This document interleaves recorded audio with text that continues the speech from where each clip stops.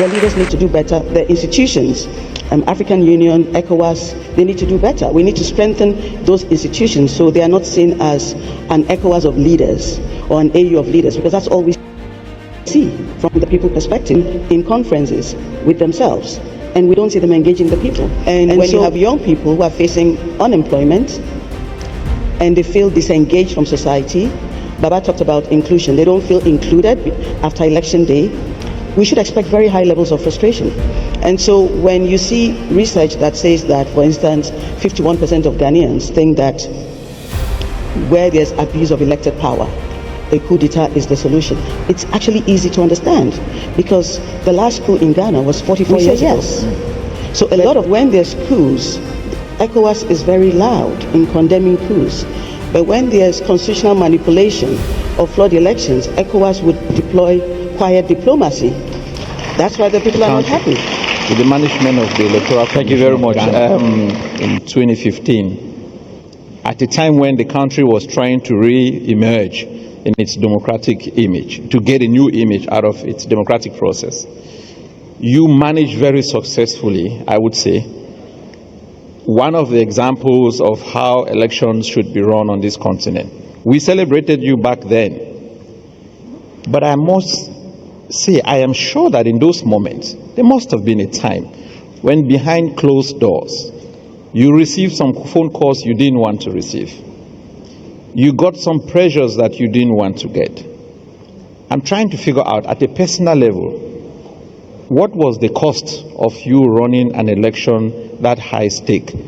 At you personally, what was the cost for you as a female running an election in a big democracy on the continent with all the challenges that Ghana went through? And by the way, an election that didn't necessarily go in favor of the incumbent, if I recall. What was the cost to you at a personal level? And how does that connect to the journey that the country has taken to now? Thank you very much. Good afternoon, everyone. Good afternoon to His Excellency President Jonathan. It's a privilege to be here, and it's amazing that you're doing this because, like Baba said, I believe democracy dies. Democracy dies in darkness. Democracy dies when there's silence. So the fact that we have an annual dialogue to talk about democracy is one of the key things that would help to keep democracy alive. And it's also an honor to share a stage with an icon like Baba, who is outstanding on the continent. Yes, I was appointed to the Electoral Commission, first female. So that came with its own challenges. I think there were two major challenges, maybe three. Being female, I was told directly by several people that it was not a job for a female.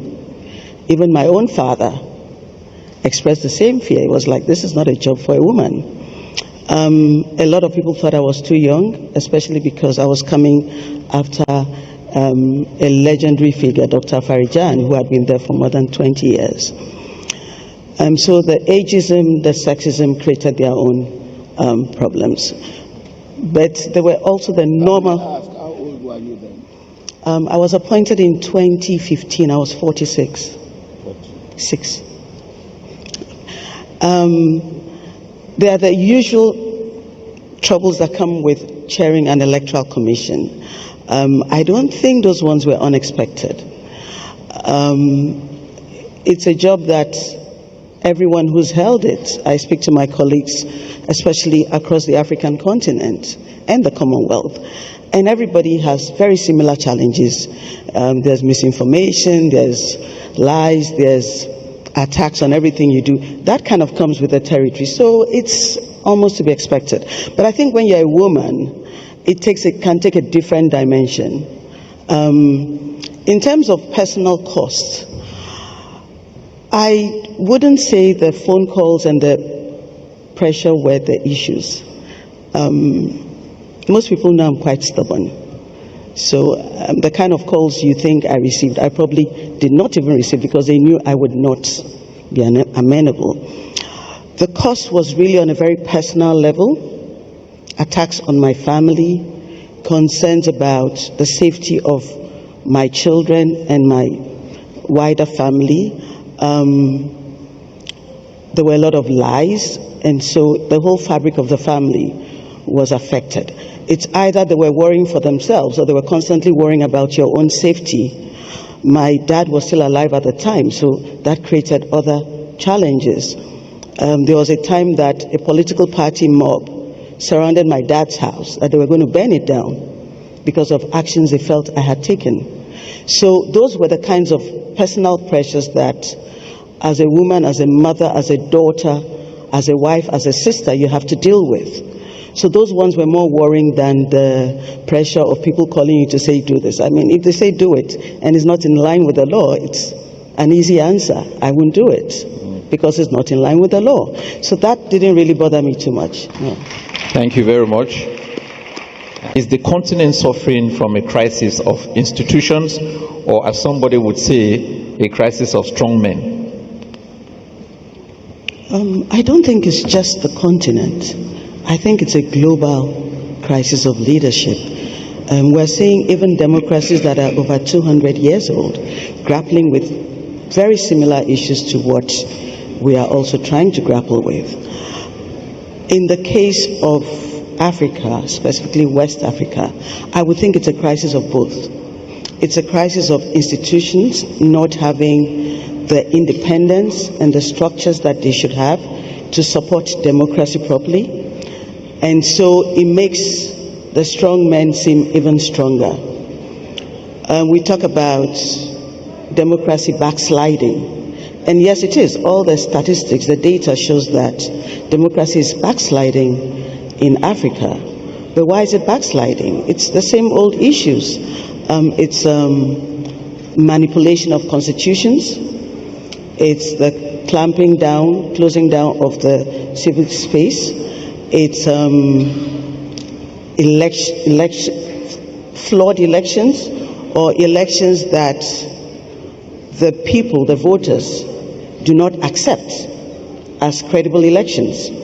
And so we've had several cases where observers would even sign off elections, and then the country is going into crisis because the people do not accept the results, and it becomes a coup. We've had people trying to extend tenure through constitutional manipulation. Then, on the other hand, you have a very young population that has more access to information and opportunities to engage than before. And so the level of frustration is higher.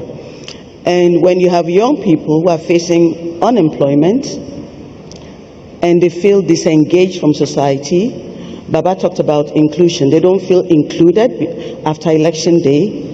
We should expect very high levels of frustration. And so when you see research that says that, for instance, 51% of Ghanaians think that where there's abuse of elected power, a coup d'etat is the solution. It's actually easy to understand because the last coup in Ghana was 44 years ago. So a lot of the young people who are actually voters now, and probably the majority of voters, have never experienced military dictatorship. So our perspective is very different from theirs.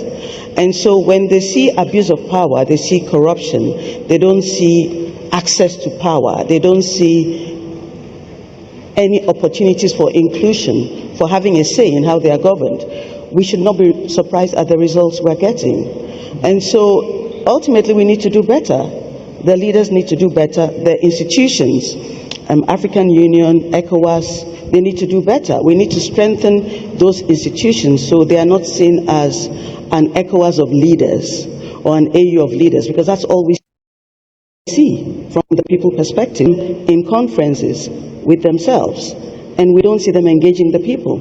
And so when ECOWAS tells us, for instance, that they have the policy on good governance has zero tolerance for coups, we say yes.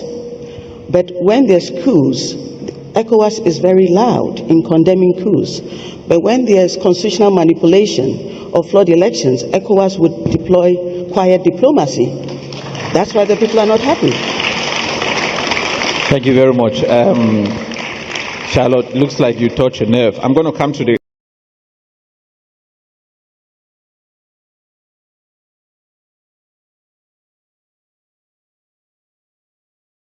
Hello, fam. Welcome everyone once again to our YouTube channel. We are always glad to have you here.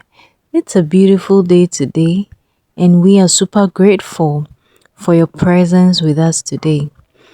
So, in today's content, well, let me say this, that was a very spot on and powerful speech by Ghana's former electoral commissioner, Madam Charlotte Osei. This lady has balls, okay?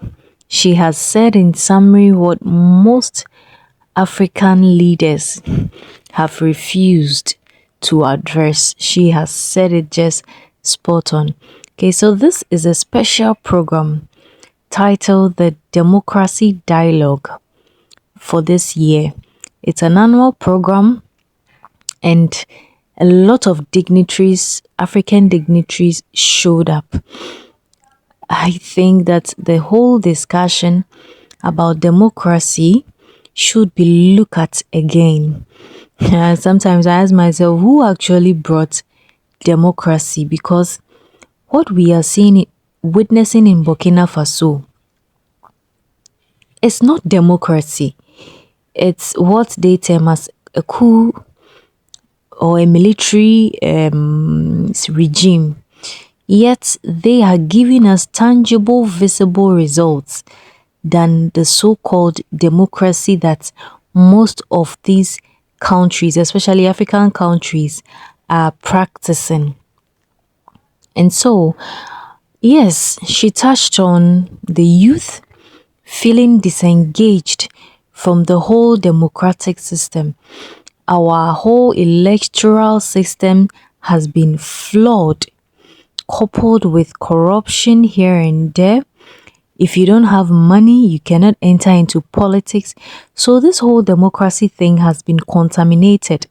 And in very recent studies or research, it has been concluded that most of, especially African youth, now have the desire to be under a military regime, just as they are witnessing with their brother nation, Burkina Faso.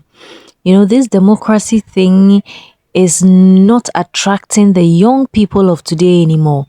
They want a change, and they want to taste this military regime. And why is it so? So I think this program actually addressed a lot of issues surrounding these concerns and this topic. It was a very insightful program, and Madam Charlotte Osei spilled out a lot of truth in those gentle words of hers. And we will bring you more videos on what are most of the discussions that was had during this program. But this is it for now. Until next time, peace out.